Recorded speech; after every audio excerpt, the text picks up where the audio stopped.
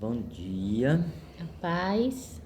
estamos aqui, todo zoado, madrugada intensa, o João resmungando, tava ruim de respirar por causa dos catarros no nariz, mas é isso, né? Agora ele tá dormindo bem, graças a Deus, e estamos aqui em mais um sábado do Senhor, Graças a Deus. com as bênçãos de Deus e a proteção do Espírito Santo e a graça de Jesus. E hoje é dia 29 de março de 2025. Tá nublado, o tempo depois de ontem que a gente acabou aqui a limpeza total do Monte de Deus, aqui do barracão, limpou geral, lavou do chão ao teto como o pai pediu, e num trabalho coordenado como sempre, Deus é Deus de detalhes, a gente acabou de tirar toda a sujeira da parte interna e ele mandou a chuva dele, a água dele, para limpar toda a parte externa. Então, para fechar com chave de ouro a parte da tarde de ontem, né? E preparar para o novo ciclo que se iniciou, né? Hoje é o último dia do último mês do calendário bíblico. Né? Então, é um ciclo que se fecha, né? O novo ano, novo mês, né? O primeiro mês do ano bíblico, que começa hoje às 18 horas, que é o mês de Nissan. Que é o início da primavera bíblica. Isso, né? Que é um período de guerra. É quando nas escrituras os reis saíam dos seus guardados, das suas cavernas, dos seus castelos e tal, protegidos do inverno, para guerrear, para tomar territórios, para tomar Estabelecer domínios, né? as riquezas, né? E aumentar o seu poderio, né? Isso na parte material, mas a parte espiritual também é você dizer que sim, Deus está me capacitando, me preparou por muito tempo, enquanto eu estava ali humilde, sempre como servo dele. Agora ele me coloca à prova nas guerras que se iniciam para ganhar os territórios para ele, para vencer as batalhas para ele, né? Contra os inimigos dele. Tudo que estava escondido vai vir à tona. Tanto aqueles filhos que estavam sendo preservados e forjados e que vão sair da toca, né? Quanto informações, situações Tudo que estava escuso, né? em oculto, que também Vai ser revelado. vai ser revelado. E Né? aí, impérios caem, outros sobem, porque Deus coloca e tira no momento que Ele quer, quem Ele quer, né? Para fazer o trabalho para Ele, independente da gente achar ou dos poderes acharem que estão fazendo por força deles. Não, nada é por força deles. Deus permite algumas coisas por necessidade para a sua obra, né? E assim os seus filhos têm que ter consciência de que ele permite algumas coisas que aos nossos olhos não são muito legais, mas que precisam acontecer para que todos sejam forjados do jeito que Deus quer, né? Então vamos para a palavra. Livro de 1 Reis, né? Continuação, capítulo 7, que diz assim: Salomão construiu seu próprio palácio e levou 13 anos para terminar a construção. Então, para fazer o templo foram 7 anos, né? E o palácio, 13 anos. Uma das salas do palácio tinha o nome de Casa da Floresta do Líbano. que media 45 metros de comprimento, 22 metros e meio de largura e 13 metros e meio de altura. As grandes vigas de cedro do teto estavam assentadas sobre 4 fileiras de colunas. O forro de cedro ficava sobre 45 vigas, 15 em cada fileira, que se apoiavam nas colunas. Havia janelas no saguão, colocadas em 3 fileiras, uma fileira acima da outra, sendo 5 janelas por fileira, cada uma de frente para a outra. Todas as portas de entrada e as janelas eram retangulares, dispostas de 3 em 3, uma de frente para a outra. Ele fez uma outra sala que tinha o nome de Salão das Colunas.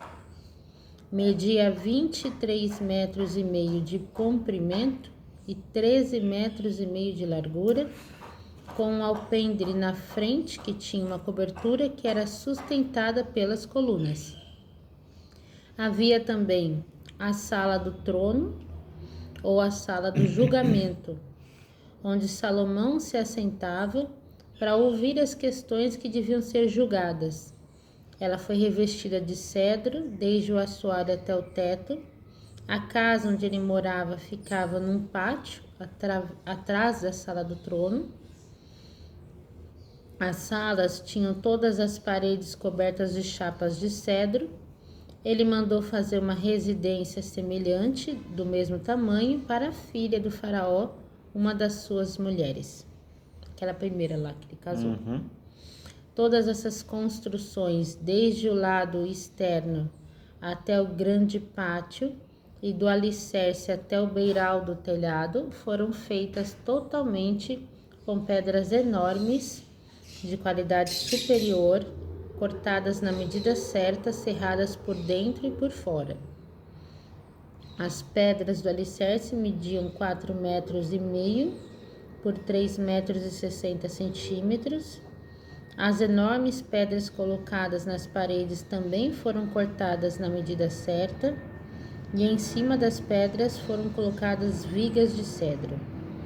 O grande pátio era cercado por um muro de 3 camadas de pedras cortadas, e por cima das pedras uma camada de vigas de cedro semelhante ao pátio interior do templo do Senhor e ao pórtico do Senhor.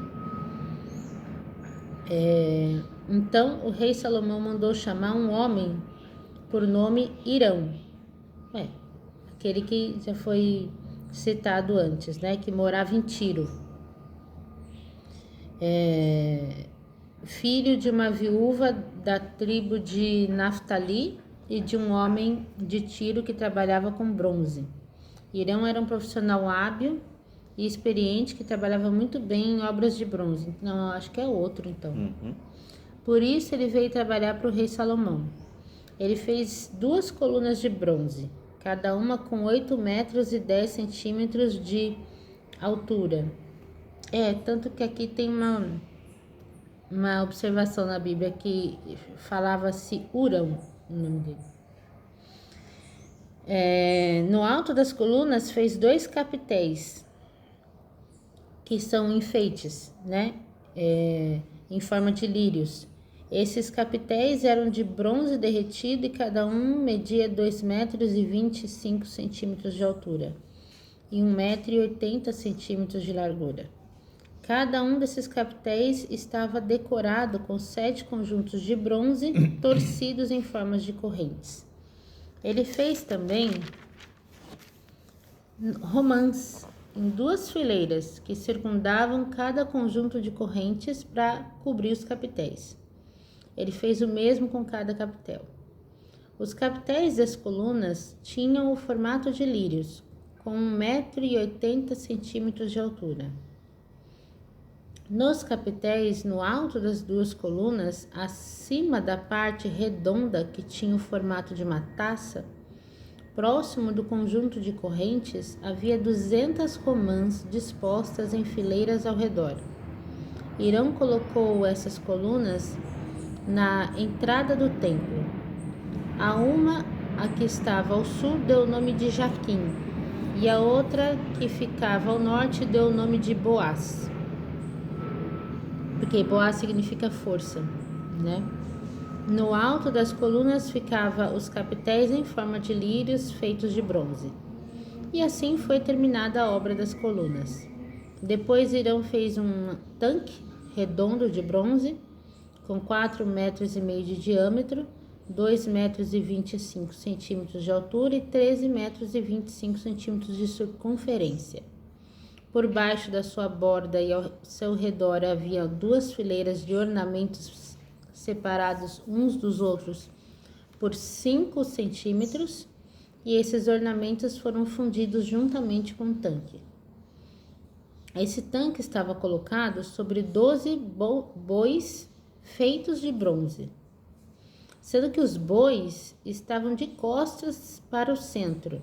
3 bois tinham a frente virada para o norte, 3 para o oeste, 3 para o sul e 3 para o leste. A espessura das paredes do tanque era de 4 dedos e a sua beirada tinha a forma de uma taça, como as pétalas de um lírio.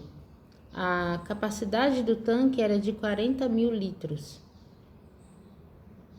Depois ele fez 10 suportes móveis de bronze, sendo que cada suporte media 1,80 m de comprimento, 1,80 m de largura e 1,35 m de altura.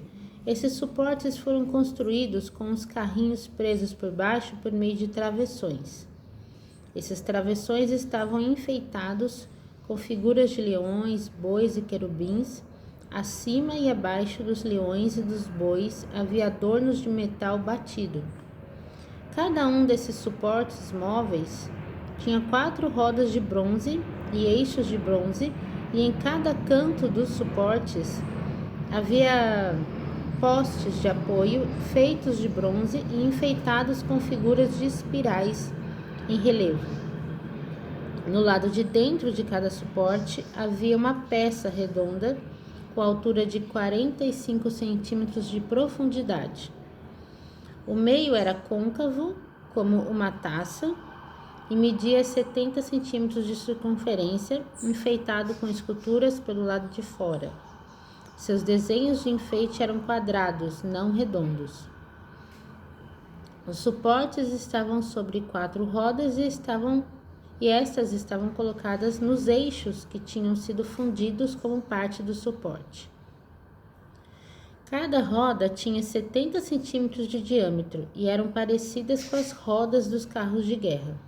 Todas as peças dos suportes foram feitas de bronze derretido, incluindo os eixos, os raios das rodas, os aros e os cubos das rodas. Havia cabos em cada um dos 4 cantos dos suportes, e esses cabos também foram fundidos com o suporte. Uma lâmina circular de 23 centímetros era colocada em volta do topo de cada suporte, atada com apoios. Tudo isso era fundido como se fosse uma só peça. Onde tinha espaço foram colocadas figuras de querubins, leões e palmeiras, gravadas nas superfícies dos apoios. Essas figuras estavam enfeitadas com desenhos em espiral. Os 10 suportes tinham todos o mesmo tamanho e foram feitos iguais, pois foi usado o mesmo molde para fundir cada um. Depois ele fez 10 pias de bronze que foram colocadas nos suportes. Cada pia media 1,80 m de diâmetro e podia conter 800 litros de água. Ele colocou 5 desses suportes do lado esquerdo da sala e 5 do lado direito. O tanque foi colocado no canto sudeste, ao lado direito da sala. Hirão também fez os caldeirões necessários, as pás e as bacias, e por fim acabou a obra do templo do Senhor que o rei Salomão o havia encarregado de fazer. Esta é a lista das coisas que ele fez: 2 colunas, os capitéis para o topo da coluna, 2 conjuntos de correntes que decoravam os capitéis de cada coluna. Vamos lá olhar ele. Tá. O João pode ter chorado. 400 romãs em 2 fileiras para os 2 conjuntos de correntes, 10 suportes móveis e 10 pias colocadas sobre os suportes. O tanque grande e 12 bois por baixo do tanque, e os caldeirões, as pás e as bacias de aspersão. Todos esses objetos de bronze polido foram feitos por Hirão a pedido do rei Salomão e foram fundidos em moldes de barro, nas planícies do rio Jordão, entre Sucote e Zaretã. O peso total dessas peças não era conhecido porque elas eram pesadas demais para se colocar em balanças. Todos os objetos e móveis encomendados por Salomão para o templo do Senhor foram os seguintes: o altar de ouro, a mesa de ouro sobre o qual eram colocados os pães da presença de Deus, os candelabros de ouro puro, 5 do lado direito e 5 do lado esquerdo, em frente ao santuário interno, as flores, as lâmpadas, as tenazes de ouro, as taças, as tesouras para cortar pavios, as bacias para aspersão, as colheres, os braseiros e as dobradiças de ouro para as portas do lugar santíssimo, e as portas de entrada central do templo. Cada um desses objetos era feito de ouro. Quando por fim terminou a construção do templo, Salomão trouxe para o tesouro do templo do Senhor a prata, o ouro e todos os vasos dedicados para esse fim pelo seu pai Davi. Então, até aqui no capítulo 7, o Senhor novamente, deixa bem relatado, bem detalhado, todos os ornamentos, tanto do palácio quanto do templo. Porque lá no capítulo 6, tratou-se mais da estrutura, de construção, a parte da engenharia, onde ele falou como que as pedras eram colocadas, sem barulho nenhum, E estava tudo certo? É o nariz, ele fica incomodado por causa de ficar tampado, aí ele chora, dorme. Estava explicando aqui no capítulo 6, quando fala da construção do templo, ele está falando mais a parte estrutural, E aqui no capítulo 7, além do palácio, o templo também já entrou em detalhes acabamento. Voltados para a ornamentação, que é o acabamento em si. Então, o Senhor, ele é um Deus de detalhes e também que ama o que é belo. Tudo que ele faz é muito bonito, Não gosta de nada mal acabado, não. Então, nada quebrado, nada faltando, nada fora do lugar. Virou moda isso. Mas é isso, desde assim do nosso corpinho, o quanto é importante não só a gente estar com tudo em dia funcionando, mas de preferência também com uma boa aparência, dentro das possibilidades de cada um, até a nossa casa, por mais simples que ela seja, além de estar tudo em ordem e limpo, que a gente possa também deixar bonito, tanto a parte externa, um jardim, quanto a parte interna, Porque Deus ama morar em lugares que refletem o que Ele é, Ele é um Deus de ordem, Ele é lindo, e é pura luz, Onde tem a presença do Senhor, nós encontramos paz, encontramos organização, encontramos beleza. Por isso que Deus criou cada detalhe nos 6 primeiros dias e no 7º dia ele, como diz a palavra, descansou, mas não é um descanso de deitar na rede, não, é de contemplar, é de olhar e admirar os detalhes, né? E é isso que a gente tem que aprender a fazer, né? A olhar cada detalhe que Deus criou, e o porquê disso, né? Porque não foi criado só aleatoriamente, vou fazer tal coisa. Não, tudo tem um porquê.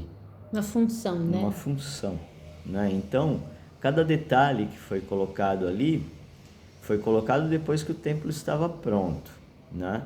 Então, toda a parte estrutural, iniciado, como a Lígia falou, capítulo por capítulo, ele vai direcionando tudo o que precisa ser feito. Primeira coisa foi colocar as pessoas que iriam coordenar, e quem iria ajudar e financiar tudo. Com isso, saiu o projeto, né? Como a gente diz, coloca no papel, né? Faz a planta baixa, né? Engenheiro e tudo mais. Tá tudo feito, os cálculos foram feitos, é isso que vai precisar ser utilizado de material para sustentar numa hora de precisão, porque nós estamos sentindo agora, a natureza está se mexendo. Deus falou, né? Já desde 2022 que ele vem falando para nós e para tantos outros irmãos que vai chegar um momento que todas as estruturas vão ser abaladas, né? Aquela limpeza ou aquele cal na parede rachada não vai se sustentar, e toda a sujeira vai vir à tona. Nada vai ficar debaixo, mas as estruturas que estiverem firmes na rocha vão se manter. E esse é o cuidado que ele passa em cada detalhe, desde a formação, desde o firmamento, desde as estruturas. Elas precisam estar firmes conforme a orientação do Pai, né? Vamos trazer um pouquinho para a nossa realidade. A nossa vida firmada na rocha é mais ou menos assim. Por exemplo, 13 anos atrás, quando nós nos conhecemos, né? Nós não tínhamos conhecimento da palavra. A gente buscava, né? Mas buscava também superficialmente. E aí quando você estuda pouco para construir uma casa, você corre o risco de construir ela na areia, e ela, numa crise, ela vai cair. Sim. Simples assim. Eu brinco que a pessoa que escolhe o caminho errado tem 2 trabalhos, de ir e depois ter que voltar, né? E aí é diferente, por exemplo, de quem tem a oportunidade de, desde criança, nascer debaixo da palavra de Deus, né? Como, por exemplo, nossos filhos estão tendo essa oportunidade. E amanhã, depois, por que eu falo oportunidade? Porque a escolha vai ser deles também. Sim. Né? Não, a gente não tem como obrigar nada, né? Não é assim que funciona. A obrigação nossa é dar o exemplo. Isso. E ter pulso firme, porque o Pai diz: vão ter que aprender a liderança, o respeito, a obediência cedo. E aí, por exemplo, eles tendo conhecimento da palavra desde pequenos, se eles quiserem construir uma família, porque isso também é uma escolha, né? Muitos podem querer viver, contribuir com a obra de Deus sem necessariamente assumir essa responsabilidade de ter uma família, mas se essa for a escolha, eles vão entender que, olha, é de Deus que a gente firme isso na rocha, ou seja, que eu tenha como companheiro, como companheira, alguém que o Senhor, né, reservou única e exclusivamente para mim, desde o princípio, entendeu? E aí, uma vez que o Senhor realmente sinalizar que aquela união é dele, né? Isso recebe a unção dele. E você não vai passar depois 10, 20 anos para perceber que, nossa, comecei errado e agora o que que eu faço? Entendeu? Vou precisar cumprir uma renúncia, como é o que a gente está vivendo, né? Existe uma promessa? Existe uma promessa, mas se você tem contato com a palavra desde cedo, você evita muitas dores, né? Então, quando a gente olha para uma palavra como essa, muitas pessoas leem a Bíblia e não entendem muito bem e falam, mas para que eu vou ler um capítulo que tem tanto detalhe de construção, de, né, ornamentos e tal, tal, tal. Olhe com olhos espirituais, não só o olho físico. Quando eu tenho olhos espirituais e trago isso para minha vida, não só no campo, por exemplo, de casamento, mas campo profissional também, né? Eu vou construir uma carreira em cima daquilo que não é o meu dom, não é o dom que Deus me deu. Foi só uma escolha porque alguém disse que aquilo ali dá mais dinheiro, entendeu? Quer dizer, eu vou construir uma casa na areia e não na rocha. A rocha da minha vida é aquele que está baseado no dom que Deus me deu, entendeu?